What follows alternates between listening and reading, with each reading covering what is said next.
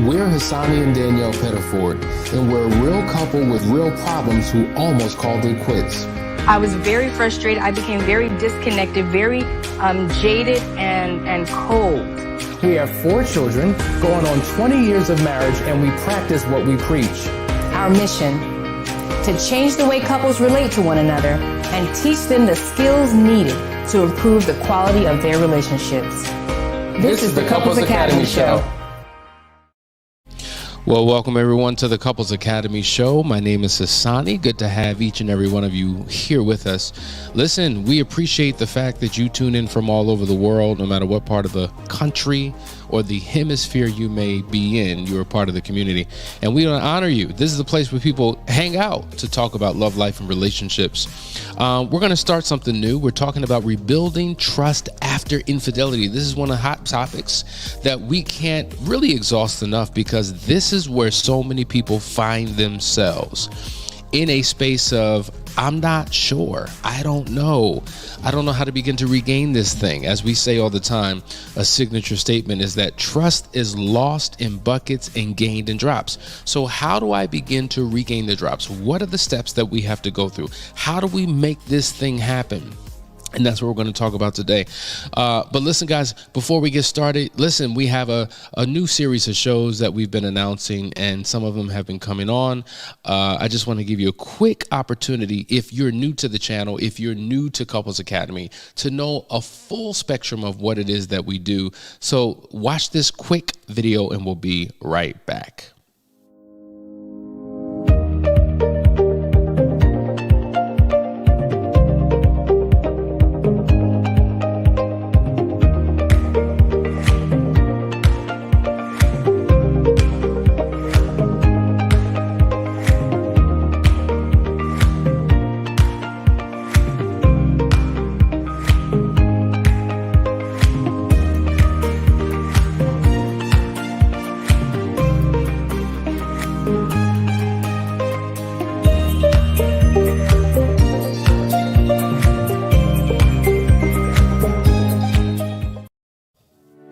Welcome to the Couples Academy app. The Couples Academy app is your go-to hub for how to do marriage right. Get started with our app today by perusing our amazing features that conveniently allow you to connect. This app is packed with powerful content and resources to help you grow and stay connected. With this app, you can watch our messages, find marriage resources, watch, listen, and read the real-life stories of restored couples, sign up for events, read articles and blog posts, stay up to date with push notifications, share your favorite messages via Instagram, Facebook, Twitter, or email, and download messages for offline listening. For more information about the Couples Academy app, go to couplesacademy.org.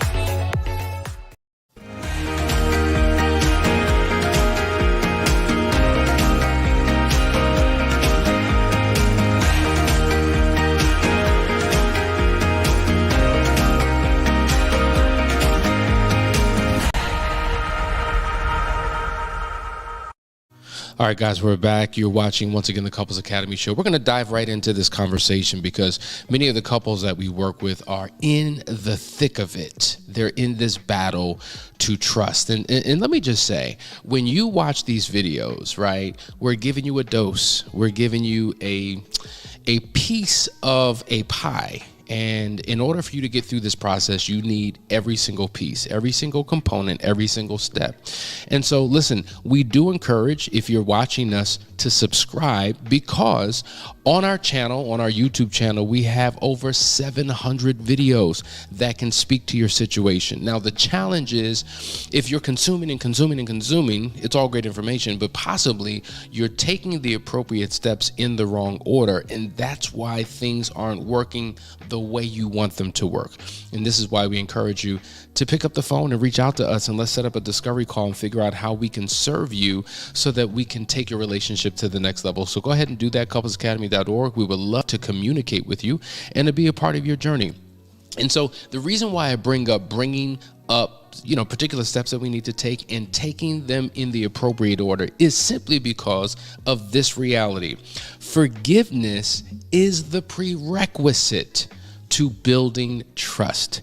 You cannot trust someone if you haven't forgiven them, because if you're still in aught and unforgiveness, you're holding something against that partner, and it doesn't give you the ability to forgive. And so this is what I'm saying: the right step at the wrong time, the right step in the right order ultimately will not work. And so forgiveness is a huge thing. Some people can freely do it because they grew up in households where that was what we did. And so it's easy to begin to flow in that very process because you have history being able to do that. But if you come from an environment where that was not the case, you didn't see mom apologize to dad or dad say I'm sorry to mom, you have no example and no expression of that. It's a foreign concept. If you're an individual who has held grudges, if you're a person who holds on to things, who does not forget, who has ended relationships every time you've been hurt, then when it's time to show up in this particular way in your marriage, it becomes a very challenging thing to do.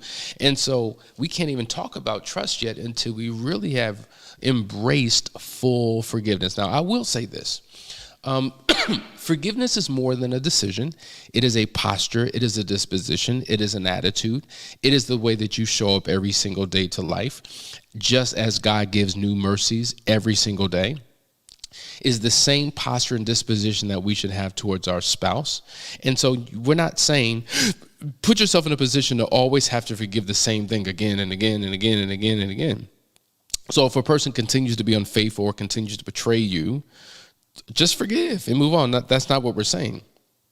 But what we're saying is, a spouse may have done something in times past that they don't do anymore. And a year later, a decade later, almost a century later, obviously I'm exaggerating, you still struggle to forgive. And then you wonder why you cannot trust. And so even though this is not about forgiveness, I'm just saying it is a prerequisite for forgiveness. Now, I want to walk you through what this forgiveness process looks like, because I think it's important that we have some foundation. There's a recovery model that is put in place, and we want to take the time to talk about it. So check this out. The recovery model says, to the degree that you can forgive, to that degree, you can start rebuilding respect. To the degree that you can start rebuilding respect, to that degree, you can start rebuilding trust. And to the degree that you can start rebuilding trust, to that degree, you can start rebuilding love. So forgiveness leads to respect. Respect leads to trust. Trust leads to love. You understand? So there is a process, a method, a methodology. I want you to think about a Rubik's Cube. A Rubik's Cube technically has almost an infinite number of combinations and possibilities to get to a place where it's red on one side, green on one side, blue on one side, yellow on one side. It's given to you in all these different colors, and it's just a mess. And that's oftentimes how our lives are once we've experienced infidelity. And so what is the method to take it from the image that we see, almost Rubik's Cubes, to a perfect image? Well, the lowest number of combinations, I believe, are like 26. Like people who have mastered it, I think it's something like they can turn this thing 26 times and it gets exactly where it needs to be. It's perfect. It's a perfect puzzle on all sides.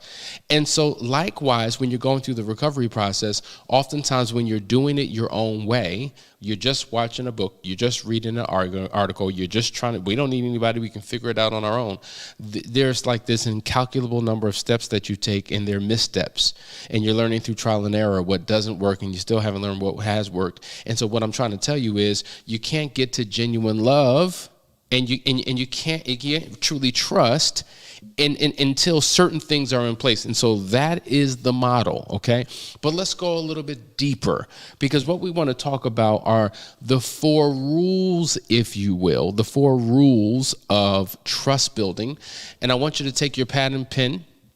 I want you to take some notes because this is important. All right, here we almost there. Oh, something just happened. All right, here we go. 4 rules in rebuilding trust. Number 1, no surprises. Okay, no surprises. I think this is important because this removes what we call hypervigilance. You know, when a person is on edge, when they're anxious, when they're cautious, when they're even paranoid, this is what we call hypervigilance. Like they're always looking for something to happen and something to go wrong. Now, interestingly enough, let's talk about this. One thing we know about babies, when babies are born, when they first come out the womb, they're taking in everything. They're looking around. They're going through what we will call a trust versus mistrust developmental phase. They're looking at their mom. They're looking at their dad. They're looking at this room. They're looking at all these people, the nurses, the practitioners, the doctors. They're taking in all this information and they're processing. Can I trust this? Can I trust her? Can I trust him? Do I feel safe? And so messages are being interpreted and experiences are being had from the time that a child comes out of the womb. And based upon how that child is nourished, how that child is treated, how that child is spoken to, it will then interpret, this is safe. This same trust, mistrust developmental phase happens in the dating relationship. Think about it. When you're first meeting someone, you go through these seasons. The first season is the dating season. And this is the selection process. And you're going on a date or two and you're getting to know someone and you're wondering, can I trust this person with my life? Is this someone that I would consider spending the rest of my life with? Can I make decisions? Can I raise children with? Can we buy a home? Can we live happily ever after? It is a season to determine how much you can trust putting your life in the hands of someone else. Now, once you've transitioned from dating to committed courtship to engagement to marriage, it is an indication that you've made the decision to trust. So now you enter into marriage with certain expectations, right? With certain assumptions. And the last thing that you would think is that your partner would betray your trust. So when a betrayal happens again, all of the trust that you've built up over all of those months or years is gone in an instant, right? Gone in an instant. And so now your journey is to restore it. And if you think it's just you making a declaration and saying, I won't do it again, you can trust me, listen, you are underestimating this entire process. What came natural to you, how you took care of your partner throughout the relationship to build trust, you have to do that and a whole lot more in order to get back to that place. And so there's a process for that, okay? And so going back to these 4 rules of rebuilding trust, when the trust is lost, listen, when you betrayed your spouse, it was a surprise. It was a shock. It was the last thing that they ever thought or anticipated would happen. And so because this surprise rocked their world, they don't like surprises. See, when we first started this work years ago, and we were working with people, we were making some changes, and some of the clients were caught off guard. They were like, whoa, what's happening? Like, we don't like surprise. And you know, you have to learn. And the more you talk and the more you counsel, you begin to understand why. Because a surprise can represent something's about to go down, so they don't like surprises. They like being informed, right? And when you take the time to inform them, it helps them to feel safe. It helps them to feel secure. So the last thing, if you're trying to win your spouse's heart back, don't surprise them. Now, you know, even when the surprise is an awesome surprise, see, some people just don't like them because it's like, you caught me off guard. I needed to be prepared. I had to get my mind right, had to get my hair right, had to get my makeup right. I had to be presentable. I remember one time we were celebrating Danielle's birthday, and I said, let me do something different. Let me surprise her. And we were driving around, and we wound up at a photography place, like a studio. And she was like, what are we going to do? I was like, we're going to do a photo shoot. She was just like, no, we're not. You did not prepare me for this. You did not tell me that you wanted. No, I don't like those type of surprises. I need to get my hair did and my nails did and my toes did and my makeup. Look at me. I'm not a hot mess, but I'm not photo ready. Absolutely not. I was doing something nice that I thought that she would enjoy, but it did not work because that type of thing took notice and preparation. So likewise, whatever it may be, good or bad, whether it's intentional or not, surprises just don't work. And I think it goes to the next point that really partners itself with surprises is this: informing prior to the fact. You keep the spouse informed. You don't wait for your spouse to hear of a last minute change. This, I can't tell you how critically important it is, because in essence, the spouse wants to know, listen, if you're not going to be where you said you were going to be, if you're not going to do what you said you were going to do, if all of a sudden the plan changed, don't come telling me at the last minute. I need to know ahead of time, because now my suspicion, right, my skepticism, my possible paranoia, all of the reasons why I don't trust you because of what has happened in the past will begin to rise to the surface. And all of a sudden now I'm thinking a certain type of way, feeling a certain type of way, and it does not make me feel what? Safe. And at the end of the day, it is hard to trust someone if you don't first feel safe with them. So just as forgiveness is a prerequisite for trust, feeling safe and secure is a prerequisite for trust. And so if you are the offender, the former offender, your job is to figure out how, just like that child coming out of the womb, can I feel safe around these people? Your spouse wants to know, can they feel safe with you? Can they let down their guard? Do they feel like they have to protect themselves from you because you won't do that? So it's more than just, believe me, I said I wasn't going to do it. I've changed. I'm different now. Trust me. It's more than that. It's what you demonstrate. It's how you show up. It's the safeguards that you put in place. It's the covering and the protection that you give your spouse.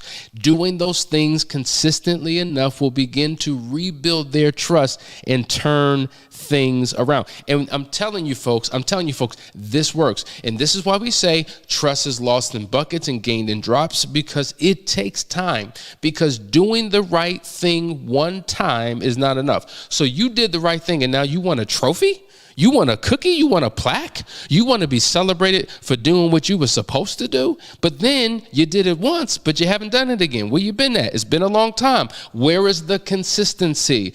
Don't come to me, right, with your chest all puffed out because you did something good one time. Even the Bible says, don't be weary in well-doing, for in due season you shall reap if you faint not. Meaning, don't get tired of doing the right thing.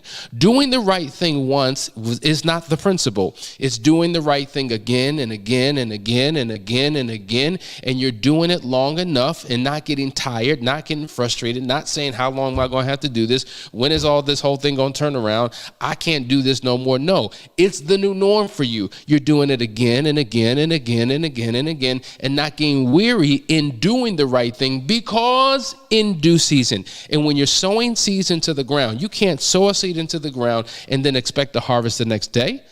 You sow a seed into the ground. There's a germination process. There's the law of growth. You don't know what's happening underneath the ground, but something's happening underneath the ground. The only thing you need to focus on is nurturing the soil, letting the water hit it, letting the sunlight hit it, planting those seeds, because in due season, and you're not always going to know when due season is. Due season is not on your clock. Due season is not on your calendar. Due season is not when you feel it should happen. See, and this is the challenge. Oftentimes, the person who is the offender wants to control the pace or the rate at which their spouse goes. Listen, it's been too long. Like how long are we going to deal with this? You need to catch on up, because listen, we got places to go and things to do, and I need you right. You cannot control the pace of your spouse's recovery. All you can do is keep sowing, keep planting, keep showing up, being consistent, doing the right thing, because I don't know when, but in due season, you will reap a harvest If you faint not, if you don't quit, if you don't stop, what's the harvest that you reap from sowing seeds of trust? They trust you. So I'm going to demonstrate my ability to show up the right way to restore trust. And as a consequence, right, I'm going to gain your heart. I'm going to win your heart back. You're going to begin to trust me again because of my consistency. And when that is done, I'm going to tell you something, folks, everything begins to change. Listen, you're watching the Couples Academy show. Hope you're enjoying what you're hearing. We're going to go to a quick break. Listen, Last Chance Weekend is coming up, second weekend of July. Ignore the date that you're about to see. We do it the second weekend of every month. Check this out. Be right back.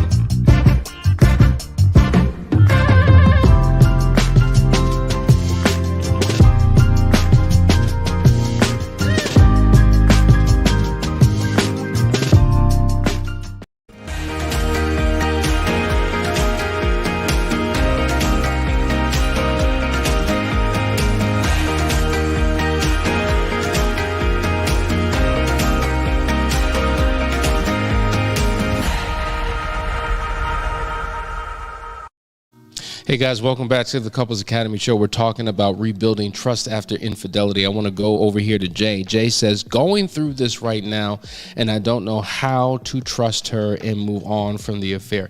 Now, I want to speak to this. I want to speak to you, Jay, because Jay, you represent an incalculable number of individuals who are in the same space. And be honest with you. I'm going to say this out of love. I'm telling you how to do it. See, the challenge is, yeah, I read the books, I watched the videos, I went to the sermon, I went to the seminar, I went to the this and that, but how do you do it? I'm telling you how to do it. Walk through these steps. You know, in our Moving Forward program last night, one of our practitioners was talking to the couples, and he said something powerful. He said, you know what, when we were going through this process, we had the tools, but I wanted to do my own thing. And I wanted to do things my own way. I discarded the tools and all the information and all the guidance that I had been given. And I decided that, I don't want to do that. I want to do it my own way. But he did not know what the way was. And so everything he attempted to do didn't work. And so what happens is oftentimes when we're hearing the very steps that we need to take, what happens? We throw it out.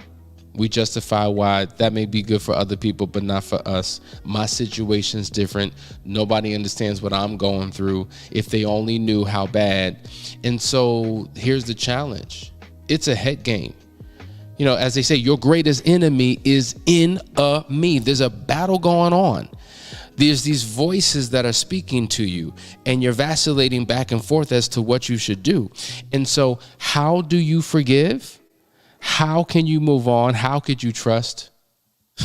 By just doing. Sometimes you got to get out of your head, right? And just do. The how is insignificant. Just do. So if the instructions are forgive. Okay, but it's not that easy. Nothing is easy. Nothing is easy. But see, listen, and the other thing is we feel like we're not ready to do certain things because our spouse isn't showing up a particular way. And so now it's like almost like, well, I'll do when you do. And I'm not going to do until you do. And the reality is that is a recipe for failure. It does not work like that. All you can do is focus on what you can do in your journey, in your process. So while it is something that both of you are going through together, there's an individual process. Because if you're doing what you need to do and you become your best self, it helps to situate you in such a place where you can receive things you couldn't receive before. You can do things that you couldn't do before. You're thinking and feeling on a different frequency that draws other things back into your life, that reinforces the frequency that you're operating on. There's a lot to this thing. There's a lot to it. So I understand if your world has been shattered because of what has happened, and it is very difficult to trust. In fact, there are certain personalities that really struggle to trust. I mean, it's just wired into how they live their lives because of messages that they've received from their childhood that have shaped them. And so they look through the lens of skepticism, through doubt, through fear possibly. They struggle with certain things. Like there's two different philosophies here, folks. You have one philosophy that says, listen, until you do something wrong, I trust you. Hey, listen. You got a scorecard. You start out with an A. All right. Now you can keep that A, just keep doing the right thing. And some people say, you got to earn this trust. I don't know you. I'm not just going to trust you. No, you got to prove yourself to me. You have to earn this up in here. Now, is either one right or wrong? They're just different.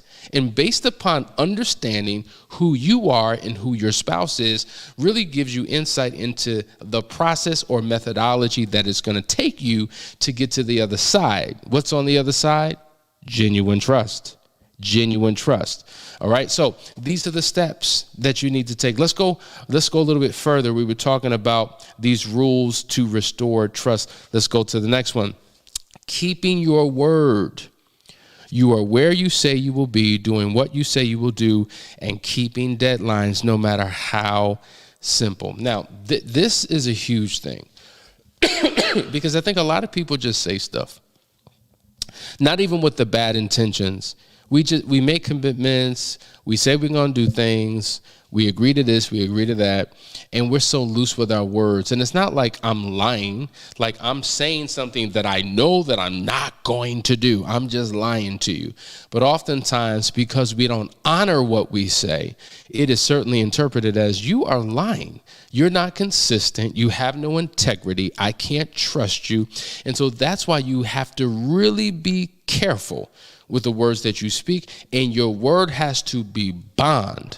Real talk. If you say it, do it. There can be no separation between what you say and what you do, particularly with someone who has lost all trust for you. And so oftentimes they say your words don't mean nothing. They don't mean a darn thing. And so they can't trust your words. And so in the trust building process, we often say, listen, trust what they do. What do they do? Because what they do will give you an indication of whether you trust that they'll continue to do the same thing, which is, listen, I trust based upon your actions that you'll continue to do the wrong thing because your actions show me. Or I trust based upon your actions that you're going to continue to do the right thing. Why? based upon your actions, and your actions often are an extension of what you say. So make sure that you're really taking the time to process this and show it the right way, because you don't want to give your spouse more reason, more justification, more rationalizations as to why they should bounce or never be able to trust you as long as they remain in that relationship. Because how torturous is that on everybody? Not just you who's not trusted, but the person who does not feel safe and cannot trust. So these are the steps that you need to take. And let's go to the fourth one. Not keeping secrets. Come on now. In tone and content, there is no guardedness, no hiding. And this is where we get into trouble. A text came through. You know what? Let me delete this because, if she finds out or if he finds out, it's going to be a situation. So let me delete it. Ain't nothing happening. But I just, I don't think it's necessary to bring it up. Or something's about to hit the fan and you figure out a way to dispose it, to get rid of it, to fix it before it comes out, right? Or there's some secret or some information and you're holding on to it for dear life, trying to hold on to it as long as you can before it comes out. And you're not living a transparent life. You are still clandestine. You are still secretive. You are ultra private. You compartmentalize aspects of your life. You are shutting the door in your spouse's face, and they're knocking, trying to get in, and you won't let them in. They're calling and that phone is ringing, but you won't pick up. You have shut down, built up walls around your life, not letting them in. And then you want them to trust you. They cannot trust you. You have to take the disposition of something completely different. You have to take on the mentality that, you know what, babe? I'm an open book. Whatever you want to know, boom. I'm an open book. Ask your questions. I'm going to give you answers. Listen, you want my phone? Go through it. Have fun. Hey, you want to look through my drawer? Do your thing, because you're not going to find nothing. Why? Because people who have nothing to hide nothing. And in my process to restore trust with you, there's nothing that I'm keeping from you.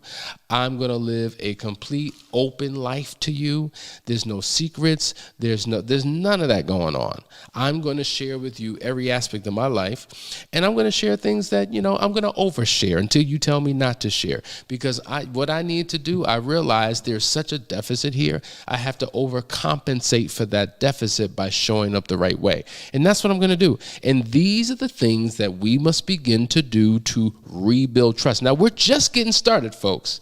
We're just getting started. Hopefully you got something out of today's session that will take you on a journey of transformation within your relationship. And we're going to come back tomorrow and dive a little bit deeper into this topic. But until then, listen, reach out to us. Go to couplesacademy.org, set up a discovery call. Let's see how we can serve you. Love you guys. See you in the AM.